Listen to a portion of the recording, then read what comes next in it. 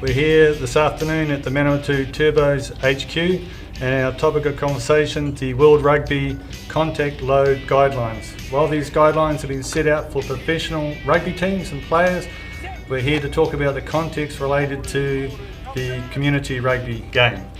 And so with us today, to my right, Pete Russell. Thanks, Phil. Yes, my involvement in rugby the last 25 years as a coach has been right from grassroots rugby up to super level and overseas and premier competitions, and really looking forward to see how we get across all avenues of this precarious contact area of the game. And to my left, Justin Locke. Yeah, I've been coaching for about 10 years, at the moment working in secondary school space. I coach the first 15, but I look after the program. We have 10 boys teams and 2 girls teams. I'm really keen to see how these guidelines are going to affect our secondary school coaches and young players. And to my left, a familiar face, Dave. Yeah, g'day, Dave Ellis here. Very similar background to Peter, really coached professionally overseas in many countries in the world for over 30 years now. Coaching locally at club level in the Manawatu. Interested to see, and also my work with the International Rugby Academy, so what we're trying to see is how we can structure our training sessions and working with groups to still follow in compliance with these new rules.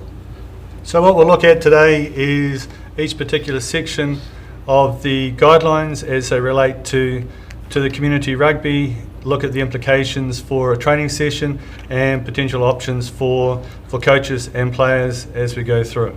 So the guidelines refer to 4 elements. They refer to contact intensity, density, volume and unpredictability. So the first area we're going to look at is, what does contact intensity mean? As defined, contact intensity can be understood as the relative impact forces experienced by players during a contact session or drill. Intensity, full contact, where it's not controlled, and it's a game-like intensity, to controlled intensity where there's restriction on impact or equipment used such as pads. Pete, let's start with you. At a professional level, what's that likely to impact in your training? Just looking at our planning for the week would have to definitely change in terms of that intensity level.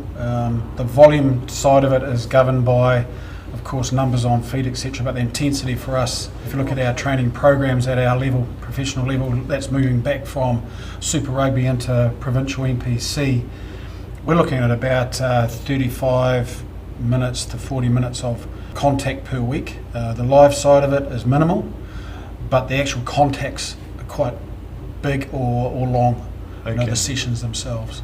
So we're talking, a 10-minute block, 4 days a week. So there's our time predominantly gone. So we'll need to have a look at how that relates to, as we go through this discussion, how you change from full contact to controlled contact, but still manage the player development along the way, I'd imagine. Yeah, I think that's the big point. I think we need to define the actual development side of that contact versus the actual rugby tactical aspect of it and game scenario aspect. Justin, Dave, what does it mean for your community level rugby? I think at the secondary school level, our coaches have less than 3 hours total with our kids, and especially the junior team. But all of them come out of Rugby Smart and have ideas around what they have to cover off. So it's really key that prior to the season, our kids understand how to tackle. And that can be built up using the full contact and the controlled aspects. So it's sort of making our coaches aware that we need those learnings, but understanding that there's time limits around them and how to go away and use pads and controlled environments to actually make it happen. It will be interesting though. And Dave, at a club level? Yeah, mate, at club level it's kind of interesting really, because if we have players that are already in Peter's system, for example, they'll already have some load put upon them, which can then have an impact on the way or the things that we're trying to achieve in our trainings, especially if it's a key player and playing in a key position, for example. We have to kind of replace them, I guess, almost a sub amount. For us though, we still quite do a lot of instructional work, even at club level, so we're trying to get systems in place. So our load will vary through the season, and also taking into consideration we're not dealing with professional players who aren't used to impact. But still, I find the time restrictions will be pushing us a little bit, to achieve the things that we want to achieve. Okay, well, we'll have a look at the checklist as it's defined later on in the discussion. But contact density is the next point, is the frequency of contacts within a given session drill per unit of time. And the recovery inactivity periods between contact are short. So in a scenario where you're at the elite side of the game, your contact frequency would be quite regular, I would have thought, and reflecting the game intensity. Yeah, it has to be, to, as you said, Phil, to mimic the actual game itself. But we try and have a collision intensity graph per training. So we might have a 10-minute block at a rating of 4. We know there's going to be some collision and probably some uncontrolled collision in that, and everything else is tapered back off that. I just listened to Justin and Dave about their progression. That is a key factor in pre-season, is that progression side of it, the understanding of why we are doing things, why we're slowing things down to make sure we're accurate in those collisions. And I think that has a huge concept around it to developing our players. We're getting younger players out of school into our environments now. We're talking about those rugby development avenues at school level has to probably be a little bit more tighter. Same for you guys, community level. So the contact density, is it a frequent nature of your training sessions? Are you regularly having players repeat contact? I would say at school most teams sort of train on their own. There's not that 15 on 15 sort of contact and team trainings and stuff like that, so it's more done around drills and learning for them. So it'll be probably around upskilling our coaches and giving them key drills and key ideas how they can actually go away and make their time really beneficial, rather than running big tackle sessions for long periods. We can progress them over sort of very minimal contact to a little bit more controlled, and maybe finishing into the full contact to make it game scenario like. So it's probably just talking with the coaches and really doing some work with them. That's a crucial point, I think, is the frequency of contact. So if you look at a progression, the full intensity is only the later part of that particular drill session. Yeah. Oh, 100%. Yeah. But also, Phil, though, like when you're doing that sort of stuff at club level in particular, you not necessarily you don't have the athletes that Peter has, for example, or even to a certain extent Lockie, because we've got to make sure that we usually have short bursts and then we need to do something else to keep the stimuli going without it being physical. So we might have short bursts of intensity which pretty much mimic the club game anyhow, where there'll be short bursts of intensity and then quite long periods of nothing, not a lot going on, So we kind of can, I guess we can massage it a little bit to suit that, and that's what we try to do in our trainings anyhow. What about the unpredictability, where it refers to degree in which a player can anticipate the direct opponent's actions during a contact activity? So high unpredictability increases the risk of defence. So what part of your training session allows for players making their own course of action, be it attack or defence? Yeah, I think it goes back to that planning stage, and I think Dave just mentioned about that level of build through your training and your week.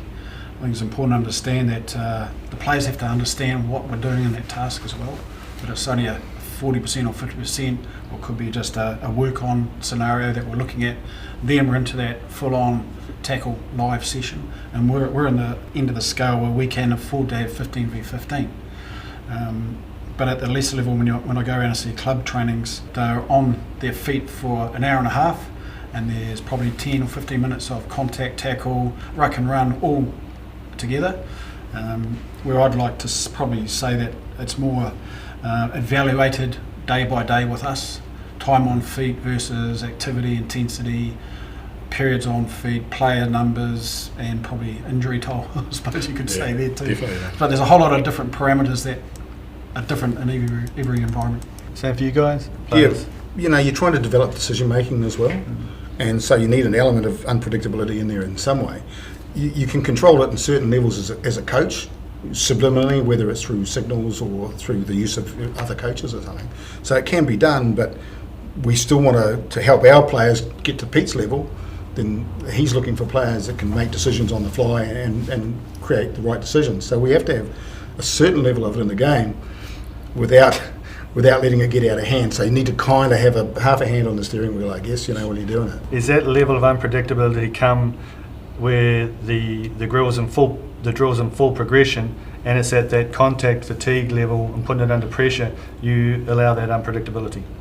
Yeah, you've got to do that at your own peril though, because once fatigue sets in, particularly in the club level players, that's when things can go bad real quick. You know, so you might want to jump out of that activity for a certain moment and create a mental activity for them, for example, and then jump back into the intensity situation again. But I'd be looking to come out and come in instead of stay in for long periods. Saying, Justin, you'd see it the same way? Well, I feel with the secondary school age, a big part of it's teaching them, because they're younger and they haven't played the game for as long and they don't know as much. So I think there's a huge amount you can do to doctor drills to make sure they are in a position to make a tackle, in a position to make an effective clean out without the contact actually having to happen. You know, and I think as the season builds up, you might see more contact, you know, later in the season. But I think I would encourage our coaches to teach them around, you know, a whole heap of drills that doesn't involve contact, but you can still put yourself in a position to make a tackle, or clean out, or something like that. And the final element is contact volume. So the key question here, do you as coaches consider the volume of contact that's likely to occur at a training session? Or is it something that just happens? And if you have to consider, what does that look like for your training? I think the consideration for the players' safety and welfare, and you want your players ready on the Saturday, not the Tuesday, is a big factor in it. If we feel that we're overdone on our contact for the week, we'll pull it. If we've had a good session on the weekend and we're happy where we're going, we're tracking, we wouldn't probably put too much into that week. But then that becomes a trust coach-player relationship. If things we have to work on, it might be part of our individual process after training. So there's elements and ways of actually tackling it, and for a word, is to get through that that process for the week with the players. I look at it, an overall picture for the week is you want your players ready for the Saturday, but you want players available for the Saturday. Yeah, pretty much, mate. The thing is, you know, the club players too, you've got to get rid of a few old ideas too. So a bad game doesn't mean you smash the crap out of your players come Tuesday just because you feel like it as a coach. So you need to be taking a little bit more consideration of the well-being of your players. But your role as a club coach is, from my opinion, is to develop your players to such a level that then they're available for Peter to do his continuation of their training, you know. Excellent. So we'll look at what the checklist looks like and give that some discussion and thought, and then we'll look at what the suggested range is.